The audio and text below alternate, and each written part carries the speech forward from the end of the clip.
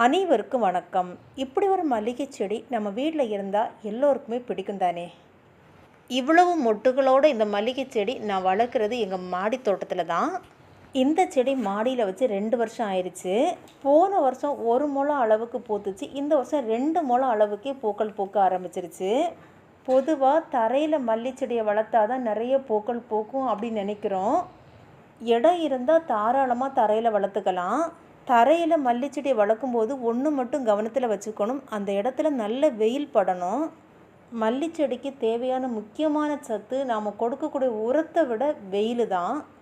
மாடியில் மரங்களோ நிழலோ இல்லாமல் இருக்கிறதுனால நல்ல வெயில் அடிக்கும். அதனால் மல்லிச்செடி ஈஸியாகவே வளரும். நல்ல மொட்டுகள் வச்சு நிறைய பூக்கள் பூக்கும். நிறைய பேர் நிலத்தில் வச்சாலும் மல்லி பூக்க மாட்டேங்குது, மாடியில் வச்சாலும் மல்லி பூக்க மாட்டேங்குது அப்படின்னு சொல்கிறாங்க. மல்லிச்செடியை பொறுத்த வரைக்கும் புது தளிர் வர நாம் எவ்வளவு அந்த செடிக்கு ஹெல்ப் பண்ணுறோம் அப்படிங்கிறத பொறுத்து தான் நிறைய மொட்டுகள் வைக்கும். அதாவது என்ன சொல்ல வரேன் அப்படின்னா, மல்லிகை சீசன் வர்றதுக்கு முன்னாடியே அதில் இருக்கக்கூடிய பழைய இலைகள் எல்லாத்தையும் நம்ம நீக்கிடணும். என்னோடய செடியை பார்த்தீங்களா, எல்லா இலைகளுமே நல்ல ஒரு க்ரீனிஷ் கலரில் புது இலைகளாக இருக்குது. நல்ல டார்க்காக கரும்பச்சை நிறத்தில் ஒரு இலை கூட கிடையாது பார்த்தீங்களா. அதனால தான் இவ்வளோ தளர் விட்டு இவ்வளோ மொட்டுகள் இருக்குது. இந்த வெயில் காலம் ஆரம்பித்த பிறகு 2வது சீசனாக இது எனக்கு பூத்துக்கிட்டு இருக்குது.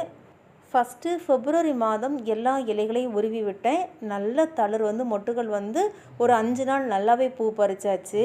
முதல் ஸ்டெப்பு மொட்டுகள் முடிகிற வேளையில் மீண்டும் எல்லா இலைகளையுமே உருவி விட்டேன். ஒரு சிலர் கட் பண்ணி விட சொல்லுவாங்க. கட் பண்ணி விட்டாலும் புது தளர்கள் மொட்டுகள் வைக்கும். கட் பண்ணி விடுறதை விட அதிக அளவில் தளர்கள் உருவி விடக்கூடிய செடிகளாக தான் வரும். கட் பண்ணும்போது கிளைகள் குறைஞ்சிரும்.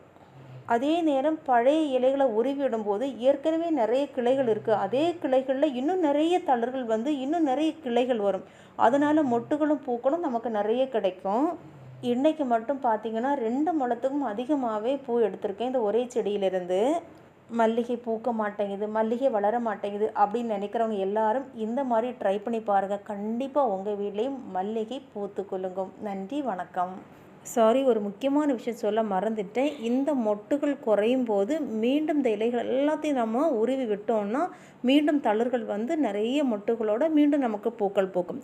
கிட்டத்தட்ட இந்த வெயில் முடியக்கூடிய செப்டம்பர் அக்டோபர் மாதம் வரைக்கும் நாம் எப்படி பூக்களை எடுக்க முடியும் இந்த செடியிலிருந்து.